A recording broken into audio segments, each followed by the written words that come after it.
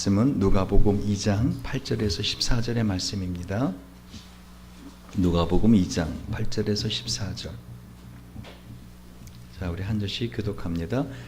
그 지경의 목자들이 밖에서 밤에 자기 양떼를 지키더니 주의 사자가 곁에 서고 주 영광의 저를 두리비침에 크게 무서워하는지라. 천사가 이르되 무서워 말라. 보라, 내가 온 백성에게 미칠 큰 기쁨의 좋은 소식을 너에게 전하노라. 오늘 다윗의 동네에 너를 위하여 구주가 나셨으니 곧 그리스도 주시니라. 너희가 가서 강보에 쌓여 구유에 누인 아기를 보리니 이것이 너희에게 표적이니라 하더니, 호련히 허다한 천군이 그 천사와 함께 있어 하나님을 찬송하여 가로되 같이 지극히 높은 곳에서는 하나님께 영광이요 땅에서는 기뻐하시는 사람들 중에 평화로다 하니라. 아멘. 어느 날 예수를 잘 믿는 며느리가 그동안에 교회를 안 나간다고 고집하던 시어머니를 설득해서 드디어 시어머니가 교회를 다니게 되었고요. 그리고 나서 시어머니가 세례까지 받게 되었습니다. 그래서 며느리가 시어머니에게 이제 당부를 합니다. 어머니, 목사님이 세례문답이라는 걸 할 거예요. 세례문답을 하실 때 예수님께서 왜 죽으셨습니까? 라고 물어보면 잊지 말고 반드시 내 죄 때문에 아무 죄 없으신 예수님이 십자가에서 죽으셨습니다. 라고 대답하셔야 돼요. 저를 좀 봐주세요. 지금 이 시간에 딴 데 볼 일 아무것도 없어요. 저를 봐주세요.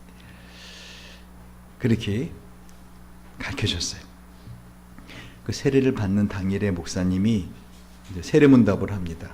시어머니 앞에 놓고 예수님이 왜 죽으셨습니까? 시어머니가 아주 또렷한 목소리로 우렁차게 답을 했습니다. 우리 며느리 죄 땜시 아무 죄 없으신 예수님이 십자가에서 죽으셨습니다. 혹시 여러분 중에도 이런 분이 있지 않나 싶습니다. 예수님이 태어나시고 예수님이 십자가에 죽으시고 부활하셨는데 나하고는 별로 상관없는, 오늘 성경에 나오는 이 사건들, 이것도 역시 뭐예요? 나하고는 별로 상관이 없는, 내가 그 지경의 목자도 아니고 내가 뭐 여기에 특별한 어떤 의미가 있는가. 근데 여러분, 오늘 이 시간에 예배 드릴 때 여러분 진정 믿음으로 이 말씀을 아멘 하고 받아들일 때 여러분 시간과 공간을 초월해서 우리는 어떻게 해요? 2000년 전에 이 베들레헴 이 지역으로 우리는 마음과 우리의 모든 영혼이 갈 수 있다고 저는 생각합니다. 여러분, 특별히 오늘 제목이 기쁜 소식을 전하는 사람들입니다. 여러분, 전에도 제가 이 부분을 설교를 한 적이 있는데 제가 다시 한번 이 부분을 보면서 제가 이전에 깨닫지 못한 걸 다시 한번 깨달아서 그 부분을 같이 한번 보기 원합니다. 무엇인가 하면은요, 여러분, 예수님이 이 땅에 태어났다는 이 놀라운 사실, 신이 인간의 몸을 입고 그것도 아기의 몸을 입고 이 땅에 태어났다는 이 놀라운 소식을 왜 하나님은 이 천사들에게, 이 목자들에게 이 소식을 처음 보고 듣게 했을까? 여러분, 이때 밤에 깨어있던 사람들은 이 목동들이었잖아요. 밤에 양떼를 지키던 기죠. 다른 사람들은 보지 못해서 이 놀라운 광경을, 천사들이 하늘에서 내려와서 이 놀라운 소식 뭐죠? 오늘날 다윗의 동네에 너희를 위하여 구주가 나셨으니 곧 그리스도 주시니라. 그리고 호련히 허다한 천군이 천사와 함께 하나님을 찬송하며 지극히 높은 곳에서는 하나님께 영광이요 땅에서는 기뻐하심을 삼중에 평화로다. 한마디로 진정한 평강의 왕이 이 땅에 태어나셨다 하는 것을 전한 놀라운 뉴스 소식입니다. 그때 당시에는 팍스 로마나, the peace of the Rome, 그래서 로마의 평화가 전 세계를 지배하던 시대입니다. 로마가 모든 나라를 힘으로 정복했기 때문에 나라 간에 전쟁이 없었어요. 그러나 그 평화는 진정한 평화가 아니다. 이제 진정한 평강의 왕이 이 땅에 오셨다. 그 평강의 왕이 예수가 오셨기 때문에 이제 진정한 평화가, 진정한 평강이 영원히 계속될 수 있는 바로 그 하나님의 나라가 이 땅에 도래했다 하는 것을 전하는 이 놀라운 소식을 왜 하필이면 이 목동들이었을까? 왜 이 목동들은 그때 당시에는요, 한마디로 그때 당시에 가장 천한 직분의 사람들이었어요. 사회에서 가장 천한 직분의 사람들. 직업에는 귀천이 없습니다. 그렇죠? 그럼에도 불구하고 그때 당시에는 그 직업에 따라 사람을 귀천을 엄격하게 정하던 사회였습니다. 제일 낮은 직업이 개똥수거자들이었어요. 동네 사람 개똥을 수거하는 사람들이 제일 천한 사람들. 근데 그 다음이 바로 이 목동들이었어요. 이 목동들은 단순히 천하지만 않을 뿐만 아니라 한마디로 그때 당시 사회에 다들 생각하기에 저들은 믿을 만한 사람이 못 된다. 왜 그런가 하면 그 목동들이 양을 데리고 이스라엘은 목초지가 한마디로 돌아다녀야지 목주조가 있는, 항상 풍성한 목주조가 있는 곳이 아니라, 그러면 양을 데리고 가갖고 어떻게 해요? 돌아올 때 그 양 낳은 새끼들은 다 팔아먹고, 그리고 돌아와서는 뭐라 그래요? 이번에는 양들이 새끼를 별로 안 낳았습니다. 그죠? 그리고 어떻게 해요? 또 늑대와 이리떼가 습격을 당해서 양들이 많이 상함을 입었습니다 하고 지네 가면 다 뜯어먹고, 그리고서 돌아와서는 거짓말을 하고. 그래서 그때 당시에는 아예 이 목동들은 법정에 세우질 않았어요. 목동들의 말은 증인으로 삼지 않았습니다.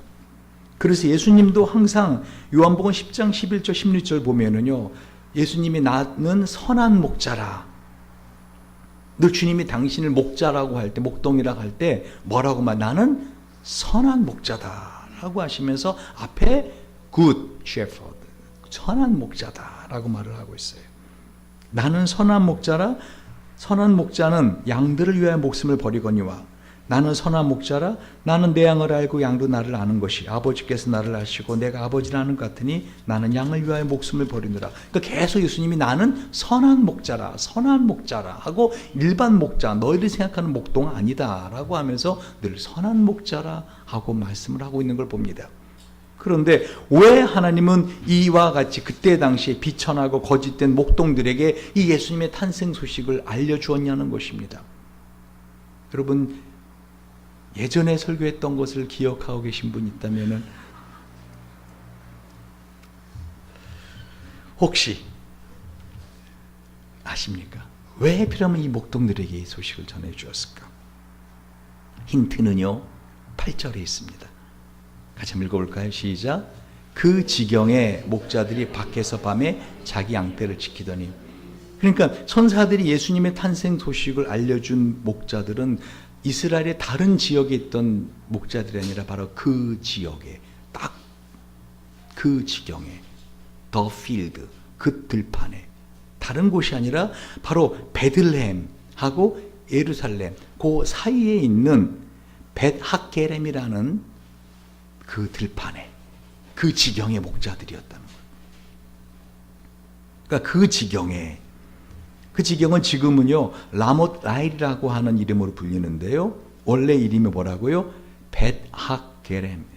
성경에서 베이트 그러면 집입니다. 베들레헴 그럼 뭐예요? 베이트 집 더하기 레헴 떡 합하면 뭐라고요? 떡집이라고 하는 것처럼. 그래서 예수님이 떡집에서 나오시기 때문에 내가 하늘에서 내려온 생명의 산 떡이다 라고 말씀하시는 것처럼 베이트 학게렘, 이 학게렘 무슨 말인가 하면요, 포도원이라는 뜻이에요. 그러니까 포도원의 집이라는 곳이에요. 그 들판 이름이, 그 지역 이름이. 그러니까 그 포도원의 집이라고 하는 그 들판에 있는 목자들에게 이 천사들이 이 소식을 전해줬다는데 우리는 오늘 주목해야 된다는 것입니다. 왜요? 이 벳학게렘의 지역에 살고 있던 이 사람들이 바로 레갑 자손들이에요. 그들이 레갑 자손들입니다. 그 예루살렘에 그 성문이 이렇게 있는데요, 거기 보면은 그 분문, 그 똥문이죠. 이 예루살렘의 사람들이 그 배설물을 갖다가 그 나가는 그 문으로 나오는 지역이 바로 이 베닥게렘입니다.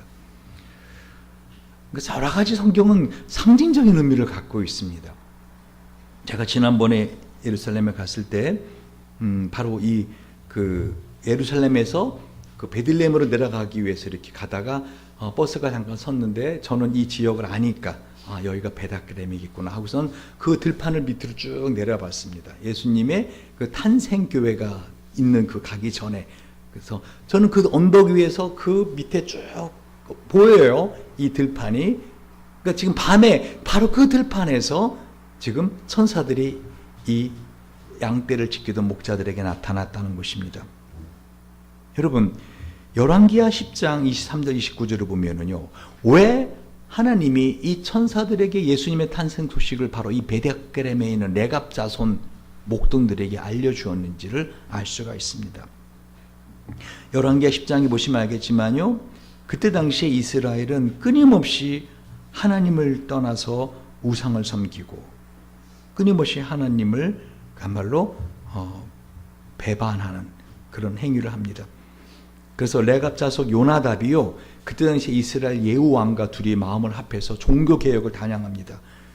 그래갖고 모든 그 우상을 섬기는 바알과 아세라 선지자를 다 죽이고 바알 신전을 다 때려 부수고 막 그냥, 그리고 그들을 그 바알 신전을 갖다 다 공동 변소로 이렇게 사용하고 막 이렇게 종교 개혁을 합니다. 근데 예후가 마지막에 변절자가 됩니다. 그래서 결국은 예후가 다른 건 다 바알 신상, 아세라 신상, 우상은 다 부수는데 금송아지는 안 부숴요. 그래서 그 금송아지 우상을 섬기는 예후와 요나답이 결별을 합니다. 그러면서 요나답이 자기 그 자손, 레갑 족속이거든요. 자손들에게 이런 말을 합니다. 한마디로 영원히 집을 짓고 살지 마라 너희들은. 이 땅에 거처하는, 우리는 영원한 하나님 나라를 바라보고는 사는 사람들이다. 할렐루야. 여기 히브리서 11장 보시면 알겠지만은요, 아브라함이 엄청난 부자였음에도 불구하고 이 땅에서 집을 짓고 살지 않았어요. 어디에 살았죠? 장막에 삽니다. 텐트에. 이유가 뭐예요? 나는 이 땅이 영원히 살 사람이 아니라 나는 나그네로 살아가는 거다. 영원한 하나님 나라를 향해 가는 사람이다. 내 진짜 영원히 살 집은 저 하나님 나라에 있다.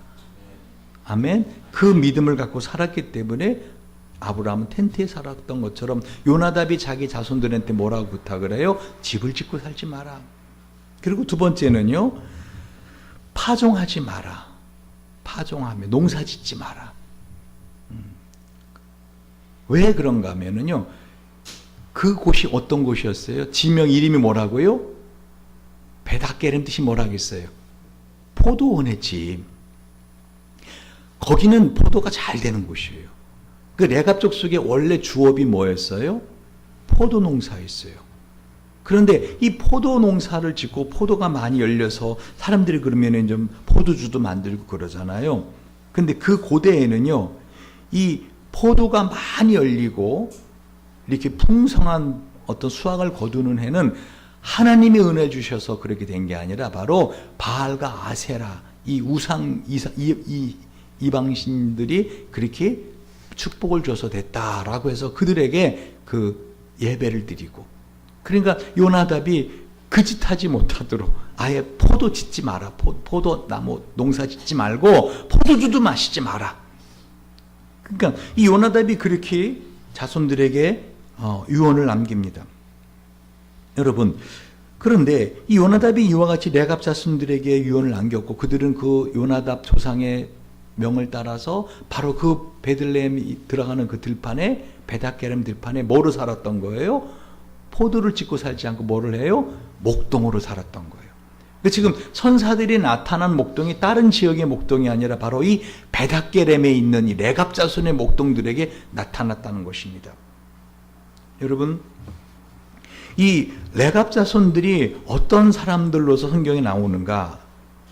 예레미야 35장을 보시면 알겠지만요, 한마디로 이 이스라엘 백성들이 그렇게 하나님의 말씀을 믿지 않고 하나님을 떠나고 하나님의 그 말씀을 한마디로 믿지 않고 살자, 이 예레미야 선지자가 레갑 족속들을 불러 모읍니다. 근데 어디로 불러 모으는가 하면 예루살렘 성전에 성전 문지기들이 거하는 그 방으로 불러 모읍니다. 이 성전 문지기들이 거하는 방은 어떤 방 옆에 있었는가 하면요, 이스라엘의 각 이 방백들, 고관 방백들이 모이는 특실이 있었어요. 그 방 바로 옆에. 그러니까 다 들립니다. 다 이렇게 보입니다. 거기 레갑 족속을 다 모아놓고 여호야김 왕이 그 레갑 족속들에게 이 예레미야 35장 2절을 보면은 레갑 자손들을 성전으로 불러 포도주를 마시게 하라 해서 이럽니다. 포도주를 가득 채운 후에 마시라.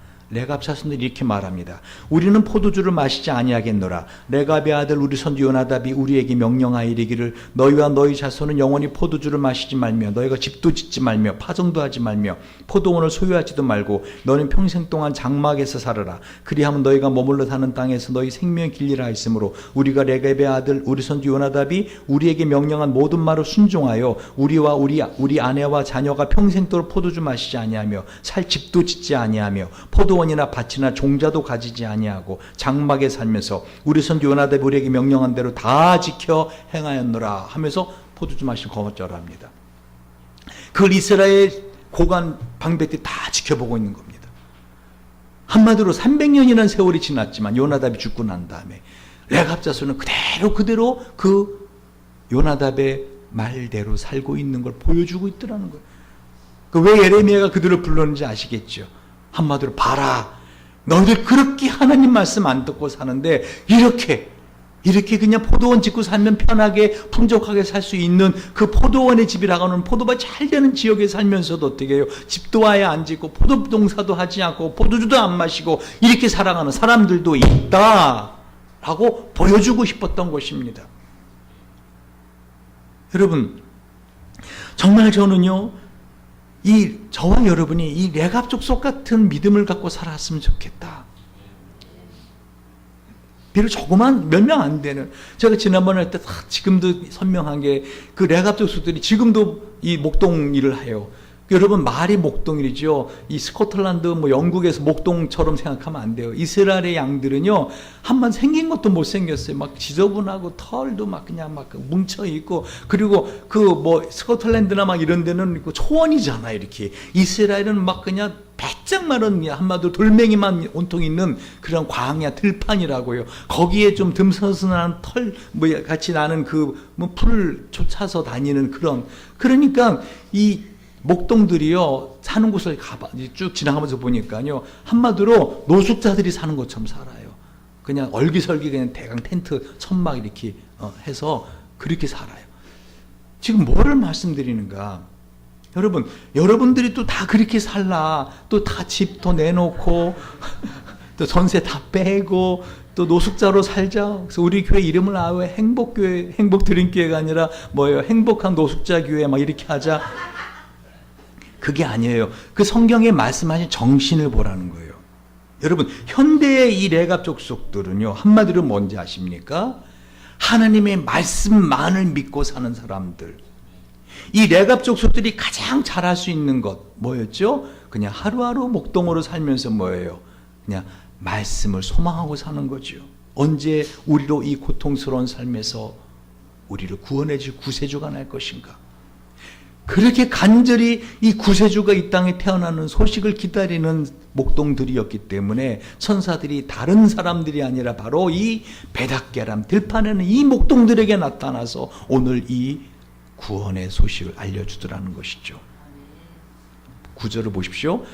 주의 사자가 곁에 서고 주의 영광이 저를 두리비침에 크게 무서워하는지라. 천사가 이르되 무서워 말라. 보라, 내가 온 백성에게 미칠 큰 기쁨의 좋은 소식을 너에게 전하노라. 오늘날 다윗의 동네에 너희를 위하여 구주가 나셨으니 곧 그리스도 주시니라. 여러분, 이 밤에 양떼를 지키고 있는데 갑자기 주변이 환해져요. 이거 왜 이래? 하고 봤더니 바로 옆에 suddenly 이 영어 성경에 보면은 헬라어는 원래 주의 사자가 곁에 섰다 에페세테라는 단어 써요. 이게 suddenly stood, 갑자기 딱 서 있는 거예요. 여러분 얼마나 놀라겠어요. 밤에 캄캄한데 주변이 환해져서 이거 왜 그래? 이러는 거 아니에요, 그죠? 천사가 옆에 딱 놀래놓고는 놀라지 말라. 무서워하게 해놓고는 무서워 말라. 저는 오늘 본문을 가만히 생각하면서요, 우리 인생이 이와 같지 않은가? 뭐냐면요, 우리 인생에서는요, 하나님이 우리를 도와주는 놀라운 은혜의 손길을 펼칠 때도 우리는 두렵습니다. 좋은 걸 받는데도 혹시 나중에 이게 잘못되는 거 아닌가? 이게 뭔가 문제가 있는 거 아닌가? 내가 이걸 받아도 되나? 하는 그런 두려움 속에 살고요. 또 실제로 하나님의 구원이 필요한, 내 힘으로 아무리 노력하고 해도 안 되는데 하나님의 능력과 하나님의 구원이 필요한 그런 문제를 놓고서 기도하면서도 어떻게 해요? 우리는 역시 그러한, 한마디로 어떤 큰 사건이 벌어지면 놀랍니다. 그렇죠? 여러분이 어떤 인생을 살면서 이거는 불치병입니다. 어떤 말기암입니다. 또는 이렇게 해서 집이 뭐 이렇게 했습니다. 이렇게 하면 막 여러분 놀랍니다. 그런데 우리 주님은요, 오늘 우리에게 임마누엘, 뜻이 뭐죠? 우리와 마누엘, 우리와 함께 하시는 하나님. 우리와 함께 하시는 하나님. 그러니까 우리가 성탄절을 왜 기뻐하는가 하면은 한마디로 놀랄 일밖에 없어요. 우리는 인생을 살면서. 좋은 일이 있어도 놀라고, 조금 슬프고 안 좋은 일이 있어도 더 놀라죠. 그러니까 주님이 우리에게 놀라지 말라 그러면서 뭐라 그래요? 오늘날 다윗의 동네에 너희를 위하여 구주가 나셨다. 할렐루야. 천사가 이르되 무서워 말라. 보라. 이 보라, 이두, 이게 뭐예요? 감탄사예요. 다시 말하면 짜잔 이러는 거예요. 천사들이 착 나타나서는 목동들에게 놀라지 마. 짜잔 하면서 뭐라 그래? 너희가 그렇게 기다리던 메시아가 드디어 이 땅에 태어나셨어 라고 말씀하시는 겁니다. 그리고 특별히 오늘이라 그러잖아요. 오늘날, 오늘이에요. This day, today, 지금 오늘 똑같은 말씀을 듣고 있는데 이 말씀을 통해서 어떻게 해요? 이 천사들의 메시지를 받는 사람에게는 이 구원의 구주를 오늘 만나는 것입니다. 할렐루야. 제가 참 안타까운 것 중에 하나 그거 아니라겠습니까? 예배를 드리고 가는데 예배를 드리러 오기 전과 나가는 게 똑같아요, 마음이. 그러면 예배 잘못 드린 거예요. 구약의 성도들은 어떻게 예배를 드렸어요? 양을 갖고 왔잖아요. 그죠? 또는 황소를 한 마리 드렸잖아요. 황소 한 마리 500만 원 정도 할 거예요. 그럼 500만 원 드리고 또 양 한 마리 한 100만 원 됩니다. 그 양을 100만 원 이렇게 하여간 드렸어요. 그러면 양에게 머리에 손을 대고 내가 하나님의 앞에 이런 죄를 지었습니다. 내가 오늘 이 제사를 통해서 이 죄를 용서받기 원합니다. 하고 그 양이 죽습니다. 그렇죠? 그럼 그 양을 갖고 온 사람이 죽입니다. 그 목을 탁 따고 도끼로 머리를 치고 막 껍데기를 벗기고 내장을 긁어내고 막 이런 하면서 어떻게 해요? 내가 내 죄 때문에 내가 이런 죄값을 치르고 내가 이렇게 죽어야 되는데 왜 죄의 값은 사망이기 때문에. 근데 이 양이 대신 나 대신 죽는구나. 그래 안 그래요? 그렇게 하고선 다 태우고 돌아갈 때 이 사람의 마음은 가뿐할까요? 여전히 그 죄 때문에 무거울까요? 가뿐하죠. 왜? 그 죄 때문에 내가 그 양을 드렸단 말입니다. 할렐루야. 나는 그 죄를 지었지만 그 죄를 죄값을 내가 받지 않는다. 왜? 그 양이 죽었기 때문에. 할렐루야. 근데 구약 시대의 그 양보다 더 완벽한 제물 대신 예수님을 우리는 하나님 앞에 십자가를 믿고 예배 드리는 거 아닙니까? 그럼 여러분 예배 드리기 전과 드린 이후에 어떻게 해요? 분명한 마음의 변화가 있어야 되는 것이죠. 내가 다른 건 몰라도 그 죄 때문에 내가 죄값을 받을 수 있었는데 나 그 죄를 용서받았습니다. 그러니까 여러분 예배를 드리러 올 때는 마음이 무겁고 또 여러분의 마음에 이건 내 힘으로 안 되는데 하나님 도와주세요. 은혜 주세요. 라고 간절히 구하면서 제사를 드렸던 구약시대보다도 더 큰 확신을 가지고 하는 내 예배 받으셨다. 아멘. 하느님 내 예배를 받으셨다. 그러니까 예배 드릴 때 찬양 하나하나에 어떻게 마음이 이렇게 가지 않을 수가 있냐고요. 예배 드리면서 어떻게 다른 거를 생각할 수가 있냐고요. 예배 드리면 이 시간만큼 더 소중한 시간, 한 1분, 1초, 1초가 얼마나 우리에게는 소중한 시간이고, 하나님 앞에 예배 드리는 이 시간이 우리에게, 여러분 예배 드리고 싶다고 누구나 드릴 수 있는 거 아닙니다. 여러분 아무나 올 수 없는 자리입니다. 예배 드리는 자리에 아무나 올 수 없어요. 여러분 정말 이 주의 천사가 전하는 구원의 소식, 짜잔, 오늘 예배를 통해서 어떻게 해요? 하느님이 나의 그 기도를 들으셨다. 할렐루야. 구원자, 오늘날 구원자가 나셨다. 천사들이 하는 말을 가만히 보십시오.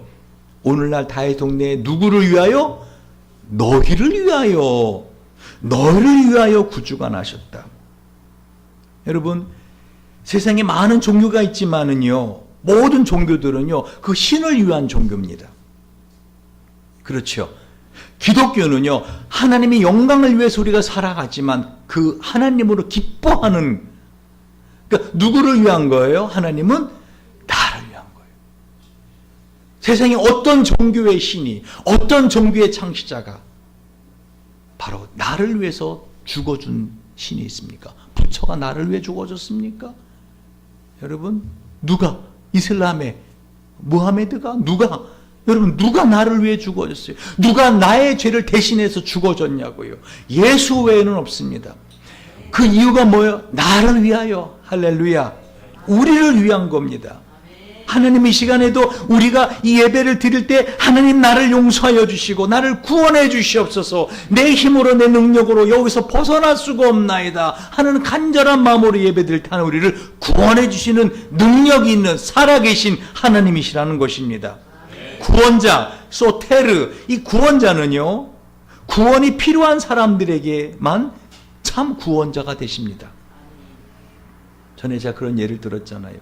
바다에서 해수욕 하는데 조개 잡으려고, 그죠? 조개 어떻게 잡아요?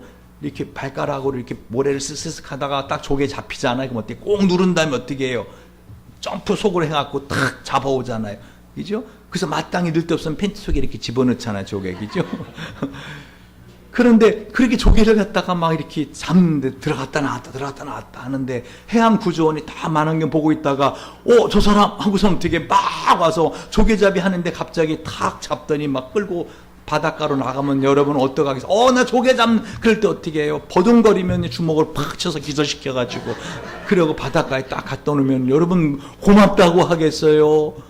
나 지금 조개 한참 잘 잡고 있는데 끌고 나오면 전혀 고맙지 않죠. 뭐 한 거예요? 왜 이래요? 이럴 거 아니에요? 근데 정말로 발에 쥐가 나서 꼴딱꼴딱 바닷속에 물속에 들어갔다 하는데 해양구조원이 와서 나를 탁 해서 잡아서 바닷가로 탁 내려다 주면 어떡할까요? 고맙다고요. 감사하다고요. 주님은 지금도 살아계셨어요. 진정한 구원을 필요로 하는 사람들의 그 간절한 기도의 마음을 받으시고 예배를 받으시는 분이십니다. 그래서 우리가 메리 크리스마스 하는 거예요. 뭐죠? 메리, 즐거운, 기쁜, 그리스도, 마스, 미사라 그랬지, 예배. 즐겁게 예수 그리스도를 예배합시다. 여러분, 메리 크리스마스는요, 전 세계 모든 사람들이 다 하는 말이에요. 메리 크리스마스. 즐거운 크리스마스. 할렐루야. 어디에도요, 슬픈 크리스마스, 뭐 이런 말이 없어요. 그죠? 지겨운 크리스마스, 이런 단어가 없어요. 아예. 다 메리 크리스마스. 여러분, 하나님은 지금 우리에게 성탄절을 한 주간 앞두고요, 이 천사의 놀라운 소식을 그 베닷게렘에 살고 있던, 오직 주님만을 바라보고 살고 있던 그 레갑족 속의 목동들에게 뿐만 아니라 지금 2018년에 정말 구원을 기다리고 정말 내 마음으로 아무리 어떻게 하려도 안 되는 그 구원의 소식을 기다리는 사람에게 전해주는 말씀이라는 것입니다. 그런데도 여전히 마음에 놀라지 않고 잠을 잘 수 있는 사람은 어떤 사람일까요? 전혀 마음에 어떻게 해요? 놀람이 없는, 늘 함께 하시니까. 할렐루야. 천사들이 밤에 착 나타나도 어떻게 해요? suddenly stood 해도 어떻게 해요? 안녕하세요. 뭐 이런 정도. 여러분, 정말로 기독교는 기쁨의 종교입니다. 특별히 우리가 성탄절을 왜 기쁨 가운데 왜 보내야 되는가? 성경은요, 우리에게 항상 기뻐하라 그러지 않아요? 마태복음 5장 11절에 보면 핍박 가운데서도 기뻐하라. 그죠? 심지어는 우리가 환난을 당할 때도 나로 말미암아 너희를 욕하고 박해하고 거짓 너를 거스르는 모든 악한 말을 할 때 너에게 복이 있나니 기뻐하고 즐거워하라. 그렇죠? 아예 빌립보 4장 4절은 항상 기뻐하라. 항상. 왜요? 왜 우리가 항상 기뻐하는 삶을 살아야 되는 것입니까? 미치지 않은 다음에 어떻게 이런 상황에서 기뻐합니까? 그냥 항상 기뻐하라는 거예요. 할렐루야. 항상 기뻐하라. 왜요? 지난주에 공대시 전사님이 답을 말씀해 줬잖아요. 예수이면 다이지, 다. 예수이면 다야. 그 예수님이 이 땅에 태어나셨다는 걸 기념하는 날이 다가오고 있더라는 거지요. 예수님은 다이기 때문에 예수가 기쁨의 이유예요. 예수가 기쁨의 이유라고요. 할렐루야. 여러분, 어떤 사람이 정말 사랑하는 사람이 있다 합시다. 그 사랑하는 사람이 어떻게 해요? 생일이 다가오면서 내가 생일날 내가 당신을 축하해주고 싶다. 그랬더니 그렇게 하자고.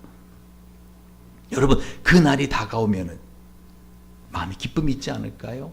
할렐루야. 사랑하는 사람이 생일이 다가올 때 기쁨이 있어야 되는 거 아닌가요? 또 그 날이 다가오면 특히 우리 진수처럼 크리스마스에다 생일이 막 겹치는, 그러면 또 생일날 뚱칠 수도 없고 25일과 28일이니까 또 뚱친 적 여러 번 있거든요. 꼭 생일 선물 나눠달라고 할 때 어떻게 이거를 마음 부담이 되네. 그러면 어떻게 사랑하는 게 아니죠. 야, 내가 거듭 축하해 줄 수 있구나. 축복해 줄 수 있구나. 우리 주님이 이 땅에 오시고 우리는 그걸 어떻게 하고 있어요? 기뻐하고 있는 거예요. 저는 이 구원의 기쁜 소식을 가장 기뻐할 사람이 누굴까 생각해 봤어요. 요셉이었어요. 여러분 생각 안 하세요? 이 목동들이 가고 이 놀라운 소식을 전해 주었다고요. 뭐라고요? 오늘날 다윗의 동네에 우리를 위해 구주가 나셨습니다. 그리스도 주십니다. 우리가 와서 강보의 싸에서 구에 누인 아기를 보면은 그게 표적이라겠습니다. 바로 이 아기네요. 라고 하는 그 천사들의 소식을 들은 사람 중에서 가장 기쁜 사람 요셉이라고 저는 생각해요. 왜요? 요셉이 마리아와 약혼했지요. 그렇죠? 그런데 아직 잠자리를 하지 않았는데 마리아 배가 불러온 거 아십니까? 요셉이 꿈을 꿨어요. 마태복음 1장 20절에 이 일을 생각할 때 주의 사자가 현몽하여 가로되 다윗의 요셉아 내 아내 마리아 데려오기를 무서워 말라. 저에게 잉태된 자는 성령으로 된 것이라. 꿈은 꿨어요. 근데 어떻게 해요? 계속해서 누구에게일 수도 있지 않을까? 여러분, 제가 요셉의 믿음을 폄하하는 게 아니라 상식적으로 한번 생각을 해보라고. 꿈은 꿨어요. 분명히 천사가 이거 성령으로 잉태된 거다. 근데 꿈인데요. 여러분, 꿈속에서 삼겹살 먹었다고 아침에 일어났더니 배가 이만큼 불러와요? 그건 아니잖아요. 저녁에 먹고 잔 거 아닌가요? 다시 말하면 요셉이 마음에 어떤 불안함이 있지도 않았을까? 천국 가서 물어볼 겁니다. 한번. 정말로 당신 마리아와 잠자리 같이 아는 게 왜? 그리고 나 성경을 뭐라고요? 마태복음 1장 25절에 아들을 낳기까지 동침하지 아니하더니. 그러니까 그 꿈을 꾸고 나서 요셉은 어떻게 해요? 신혼 천태인데 동침은 안 해요. 와, 이거 대단한 믿음이죠. 이 대단한 믿음이에요. 그러나 또 한편으로는 삐딱하게 생각하는 사람들은 어떻게 생각할까요? 요셉이 찝찝했기 때문에 저 애기가 누구 애길까? 그래서 관계를 하지 않은 거 아닐까? 이렇게. 중요한 사실은 뭐죠? 요셉에겐 큰 기쁨의 소식이라는 거예요. 할렐루야. 목동들이 와서 이 소식을 전했을 때 요셉에겐 큰 기쁨의 소식이었다는 거죠. 그랬구나. 정말 그렇구나. 한마디로 예수님이 성탄절에 다가오고 있습니다. 태어나시는 날이. 이건 우리의 큰 기쁨의 좋은 소식이고, 거기에 맞춰서 우리가 행복나는 축제를 하고 있는데, 여러분이 이 천사들이 되고 여러분이 이 목동들이 되어서 이 소식을 전해줄 때 참 큰 기쁨의 좋은 소식이 될 수 있다는 것입니다. 모든 사람에게 미칠 큰 기쁨의 좋은 소식. 여러분 그렇다고 그러잖아요. 막 모든 사람에게 미칠 큰 기쁨의 좋은 소식. 여러분 이런 소식은 없어요. 맞다 그러잖아요. 핸드폰까지 맞다고 그러잖아요. 예를 들면 내일 비가 옵니다 라는 소식은요, 우산 장수에게 기쁨의 소식이에요. 근데 소금밭을 하는 소금 장수에게는 뭐예요? 그동안 햇빛에 바짝 말려놓은 소금 다 버렸구나. 비 오면 다 묽어지잖아요. 다 버렸구나. 그래 안 그래요? 여러분 대학교나 어떤 회사에 취업이 되고 취직이 되었고 뭐 학교 합격했다? 기쁜 소식이죠. 근데 그 학교에 그 회사에 떨어진 사람에겐 뭐예요? 속쓰린 소식이에요. 그것도 가까운 사람이 붙었고 나는 떨어지고, 이게 속쓰린 소식이에요. 그러니까 누구에게나 기쁨의 소식은 세상에 없다는 거예요. 어떤 사람이 야, 나 이렇게 놀라운 일을 경험했어, 나 너무 귀한 선물을 받았어, 그러면 그거를 받지 못한 사람은 어떻게 해요? 시기와 질투와 속쓰림이죠. 근데 예수는요, 잘 들으세요, 예수는요 모든 사람이 기뻐할, 그것도 크게 기뻐할 큰 기쁨 소식이라는 것입니다. 그래서 모든 사람에게 기뻐할 큰 기쁨, 이 큰이 헬라 보니까 메가렌, 메가스, 한번 여러분 메가, 뭐 오메가, 6메가, 메가 크다는 뜻이에요, 헬라어로. 우리가 쓰는 단어들이 다 이 헬라어에서 많이 나와요. 성경에서, 성경 원어에서. 여러분 정말 큰 기쁨의 소식입니다. 이 큰 기쁨의 소식을 여러분이 설레이며 기다려 보시기 바랍니다. 할렐루야. 행복나는 취지뿐만 아니라 이번 성탄절은 나에게 큰 기쁨의 소식이 올 것이다. 여러분 설레이며 기다려 보시기 바라는 것입니다.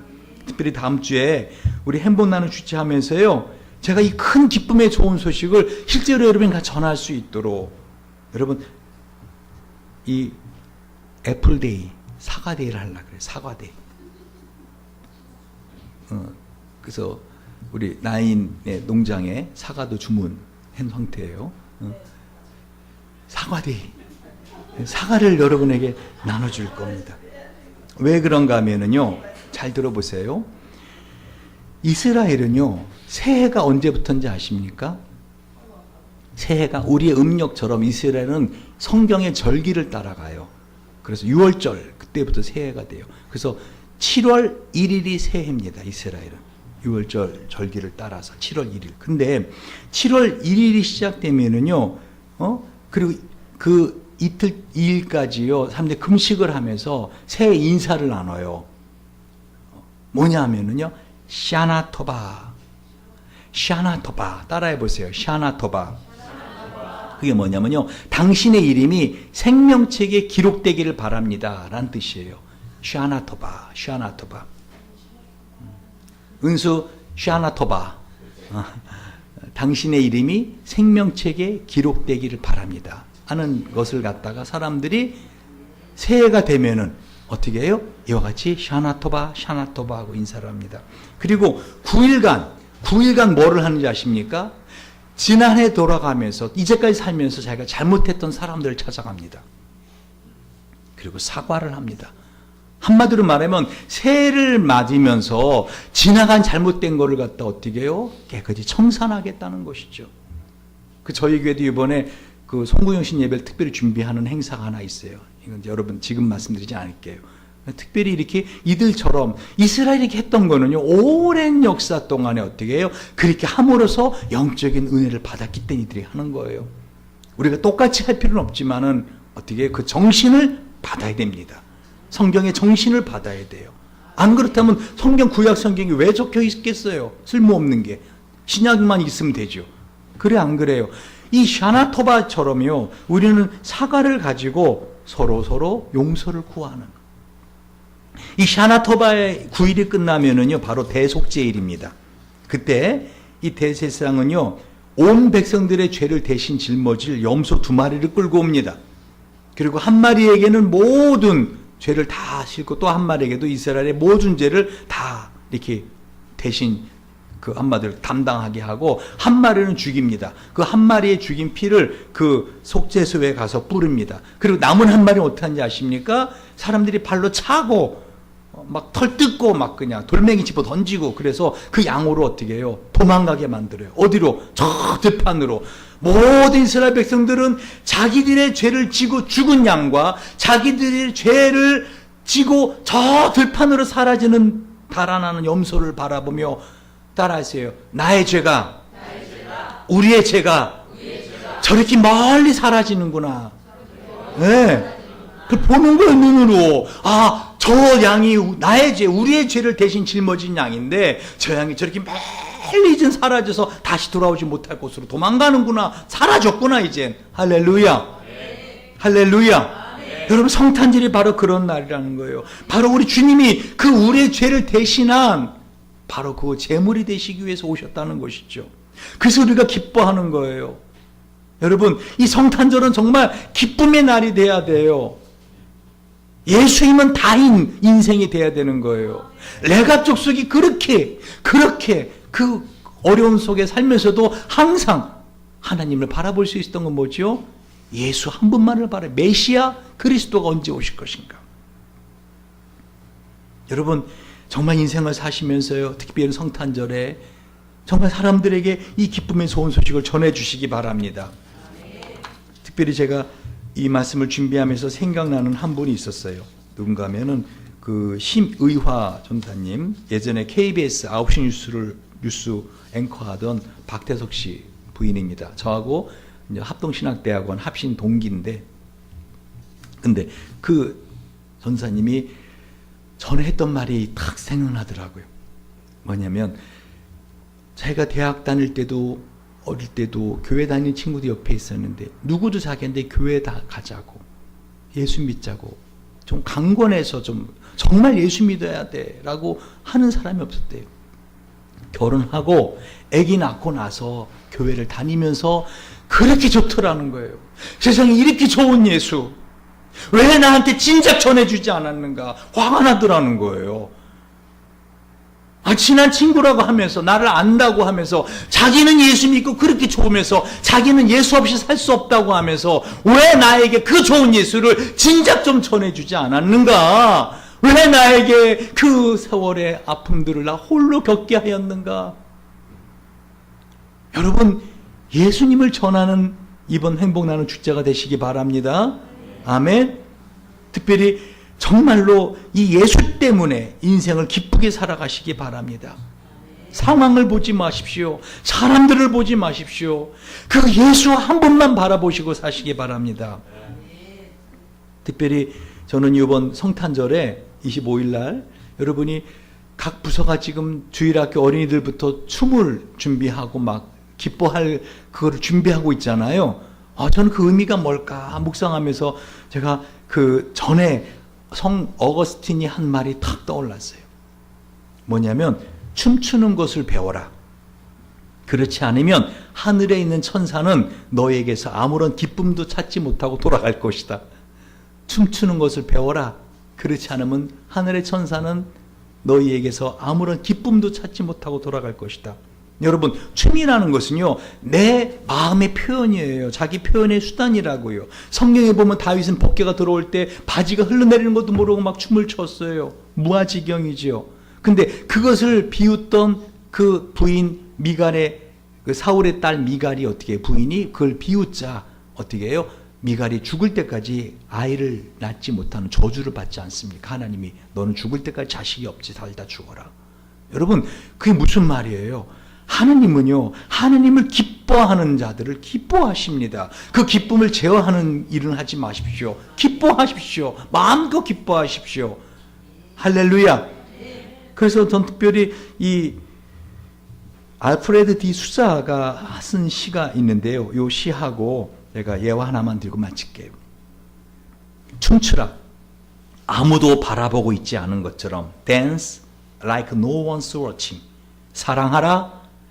한 번도 상처받지 않은 것처럼. Love like you have never been hurt.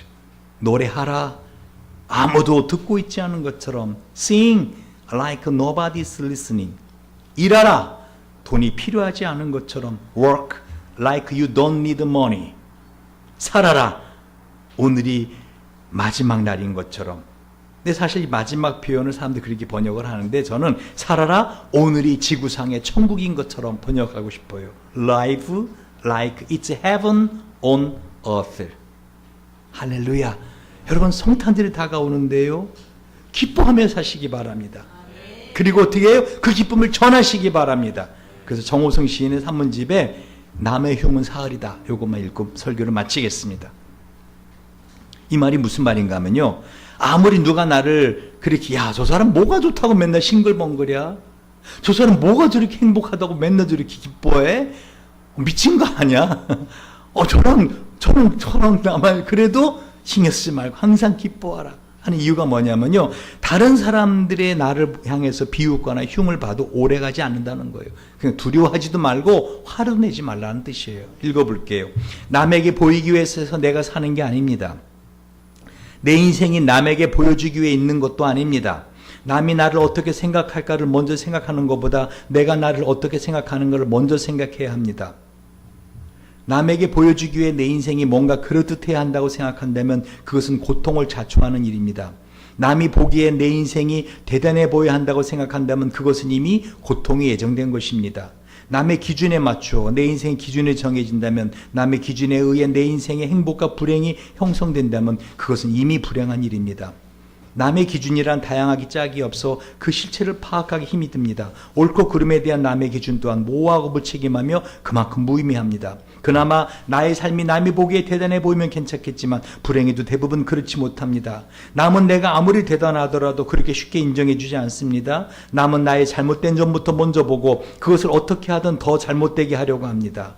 잘된 점을 인정하고 칭찬하는 일에는 더없이 인색합니다. 나 자신이 진정으로 추구하고 바라는 열망의 조건에 맞추어 내 삶의 기준을 정하지 않으면 불행은 이미 성큼 내 안에 들어와 있습니다. 여러분, 성탄절이 다가오고 있습니다. 우리 행복나는 축제, 저는 샤나토바의 날, 이 사과데이, 다시 말해 그들이 초청한 온 그들이 이름이 생명체 기록되는 날, 할렐루야. 여러분이 초청되어 오는 그 사람들이 하나님의 나라 영원한 생명책에 그 이름이 기록되는 날, 저는 그렇게 생각하고 다음 주를 설레이며 기다립니다. 열심히 저도 선도합니다. 아멘. 여러분, 이 기쁨의 소식을 전해주는 저와 여러분 되시길 주님 이름으로 축원드립니다. 기도하시겠습니다.